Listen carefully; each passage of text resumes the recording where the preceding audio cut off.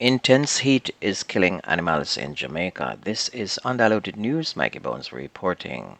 The Jamaica Agricultural Society has expressed concern that several small chicken farmers are losing their poultry due to the intense heat affecting the island. JAS President Lenworth Fulton said that the heat has been having a devastating effect on chicken farmers. He disclosed that some chicken farmers have reduced the number of chickens they rear in order to reduce their loss. Mr. Fulton said the supply of chicken might be less than normal during the Christmas season this year if the situation continues. Meanwhile, Dr. Horace Chang, National Security Minister, said that the first phase of the government's crime-fighting policy has proven beneficial in improving collaboration in violent neighborhoods. He was speaking on a tour of parade gardens in central Kingston over the weekend as part of the Project STAR Social Transformation and Renewal Intervention Program. Dr. Chang stated that with the assistance of the Zone of Special Operations, police were able to create a safe space for individuals to roam freely in their community and work with one another.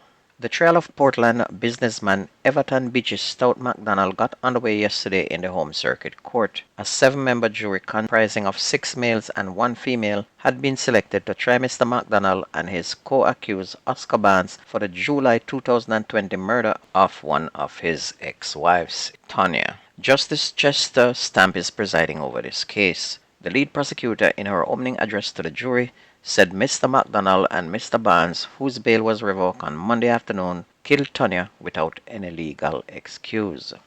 Meanwhile, on Sunday morning, a 60-year-old farmer was discovered dead at a pig farm on Everest Drive in Plantation Heights in St. Andrew. The dead man has been identified as Lloyd Garnett, a pig farmer from Water Lane in Mandeville, Manchester, according to police. According to reports, the body of the now deceased was discovered about 8:30 a.m. after locals reported hearing huge explosions and contacting the police. Upon arrival, the police found the body on a hillside near a pig farm lying face down with what appeared to be gunshot wounds to the head. A white Toyota station wagon motorcar was found at the scene. Police believe it was owned by Garnett. A cell phone was also found on the scene with a copy of what is believed to be the dead man's driver's license. A male vendor was shot and killed by a gunman in broad daylight in a brazen attack in Cross Road in St. Andrew on Sunday morning.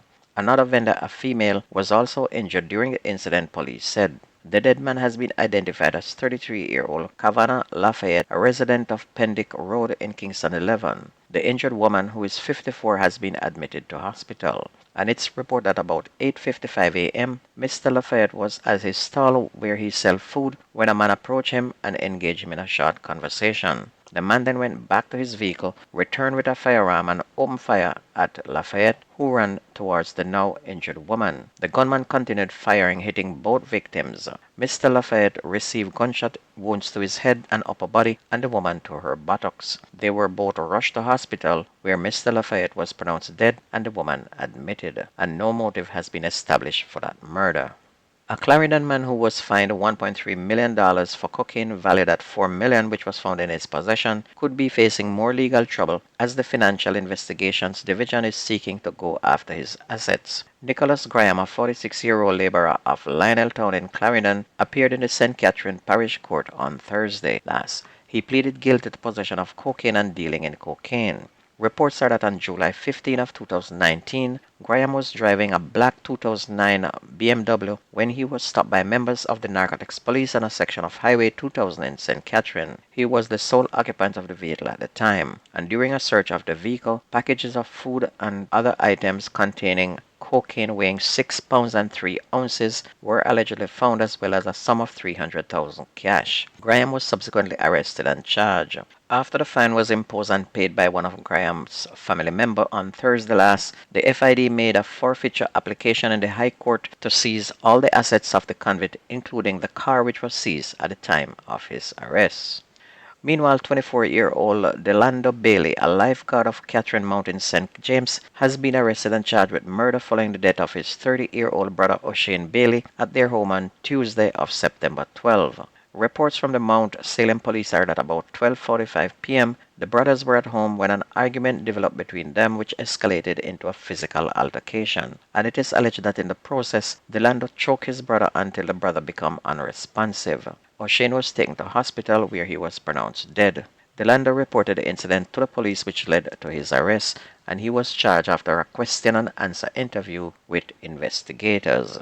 A suspected contract killer believed to be associated with the notorious One Order gang was shot and killed during a confrontation with the police on Saltpan Main Road in Old Harbour, St. Catherine last Friday.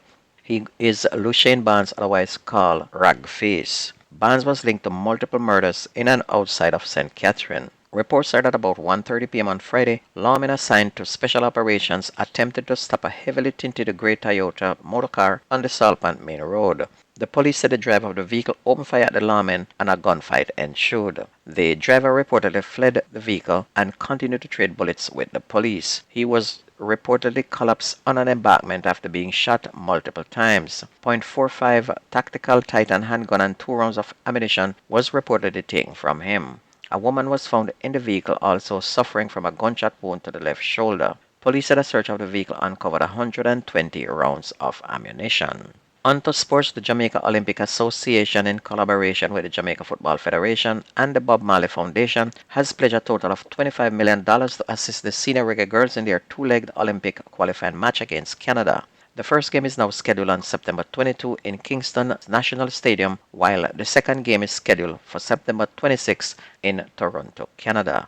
World champion Shericka Jackson made it clear that her focus at the season-ending Prefontaine Classic track and field meet at Eugene Hayward Field on Sunday was not on breaking Florence Joyner Griffith's 200 meters record of 21.34. The 29-year-old Jackson's primary goal, she said, was to secure the diamond sprint double, which had eluded her last season. The Prefontaine Classic, normally run in late May, was this year's final stop on the International Diamond League circuit, but the 32-year-old champion crowned during the two-day meet earned $30,000 apiece.